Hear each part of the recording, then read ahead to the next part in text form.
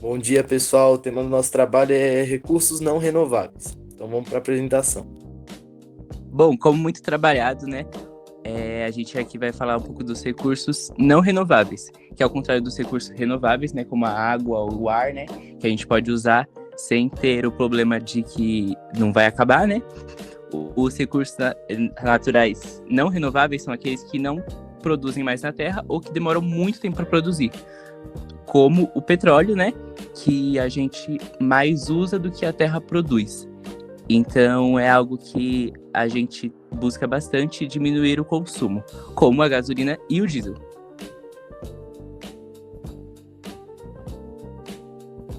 Um pouco sobre a eficiência energética da gasolina é que ela é de cerca de 46,9 megajoules por quilo ou 34,6 megajoules por litro, mas na prática o motor a combustão interna de um carro ele converte esses valores em aproximadamente 25% dessa energia. O restante é desperdiçado principalmente na forma de calor, embora fatores como manutenção, calibragem dos pneus e o peso do veículo também influenciem diretamente na eficiência do consumo e do rendimento. A conversão de energia é onde a maior parte da energia química da gasolina é perdida como calor durante o processo de combustão do motor a gasolina. As perdas mecânicas são o atrito entre as peças móveis do motor e também causa perda de energia. A densidade energética é onde a gasolina possui uma alta densidade energética em comparação com o etanol, o que a torna mais eficiente, mas a sua conversão em movimento ainda é limitada. A manutenção do veículo, a falta de manutenção preventiva, como a troca de óleo, verificação de filtros e velas e a não calibragem correta dos pneus, reduz a eficiência. O peso do veículo, onde carregar o peso desnecessário no carro exige mais do motor, aumentando o consumo de combustível e diminuindo a eficiência. Adulteração do combustível. Combustíveis adulterados podem comprometer o desempenho do motor e sua eficiência energética. A classificação do Inmetro, que é o Instituto Nacional de Metrologia, Qualidade e Tecnologia, classifica os veículos de acordo com a sua eficiência energética, de A a E, usando o consumo de combustível como principal métrica. E o etanol, que o etanol possui menor densidade energética que a gasolina, exigindo mais combustível para percorrer a mesma distância.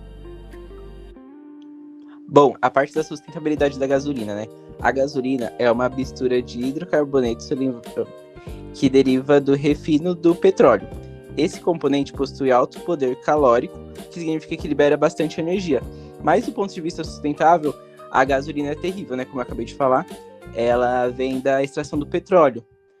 E a refinaria, né, da gasolina acaba liberando muitos compostos que são prejudiciais ao meio ambiente, tanto ao solo quanto à água, principalmente a água, porque o petróleo normalmente é extraído de poços no meio do oceano, e para fazer a gasolina, todo esse processo acaba liberando muita coisa que faz mal para a água, para os peixes, para os recifes de corais.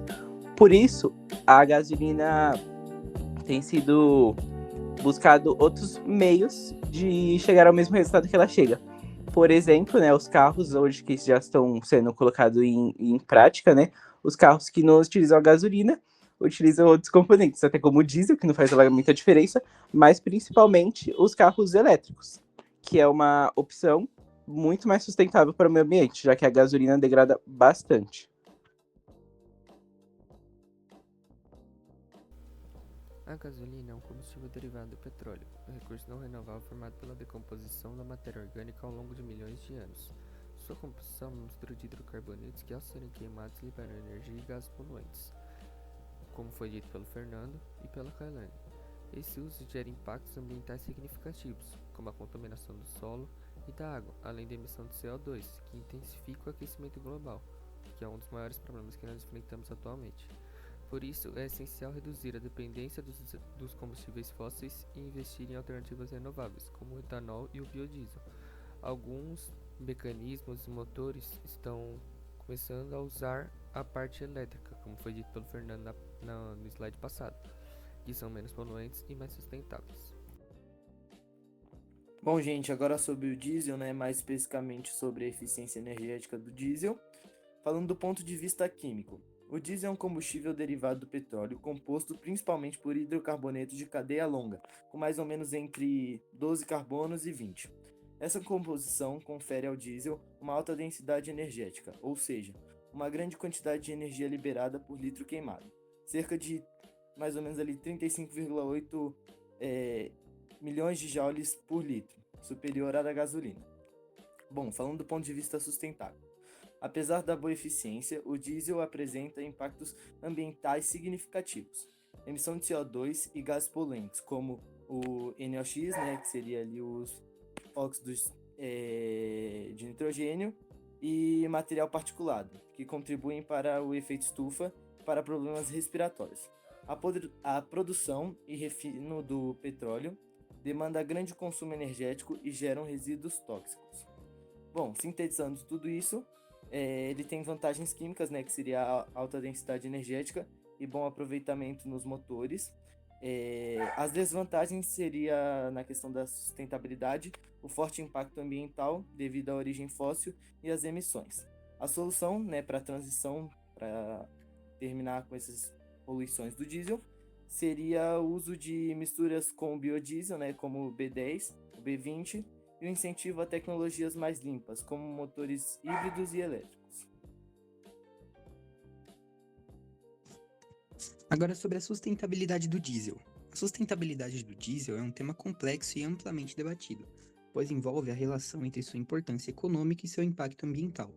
Historicamente, o diesel tem sido um combustível essencial para o funcionamento de caminhões, ônibus, máquinas agrícolas, embarcações e geradores, desempenhando um papel crucial na economia global.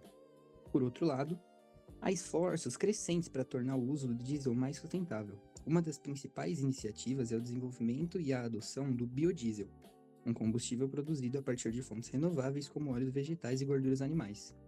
O biodiesel pode ser misturado ao diesel fóssil em diferentes proporções, como o B10, B15 ou B20, usados no Brasil, e tem vantagem de reduzir as emissões de CO2 e material particulado, além de ser biodegradável e menos tóxico.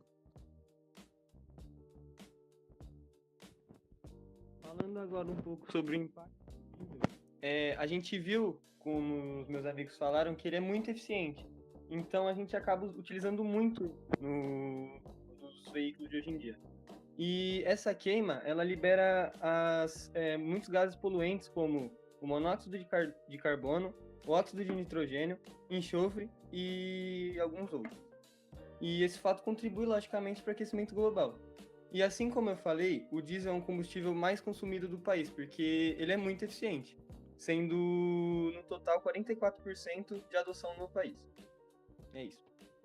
Obrigado, rapaziada.